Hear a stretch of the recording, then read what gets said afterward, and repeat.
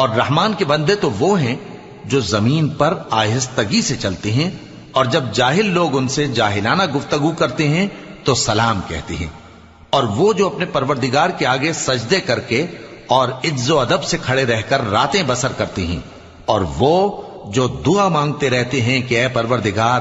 دوزخ کے عذاب کو ہم سے دور رکھیو کہ اس کا عذاب چمٹنے والا ہے، بے شک دوزخ ٹھہرنے اور رہنے کی بہت بری جگہ ہے۔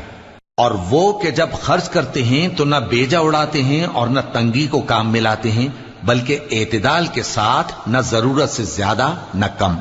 اور وہ جو اللہ کے ساتھ کسی اور معبود کو نہیں پکارتے، اور جس شخص کو مار ڈالنا اللہ نے حرام کیا ہے اس کو قتل نہیں کرتے مگر جائز طریق یعنی شریعت کے حکم سے، اور بدکاری نہیں کرتے، اور جو یہ کام کرے گا سخت گناہ میں مبتلا ہوگا۔ قیامت کے دن اس کو دور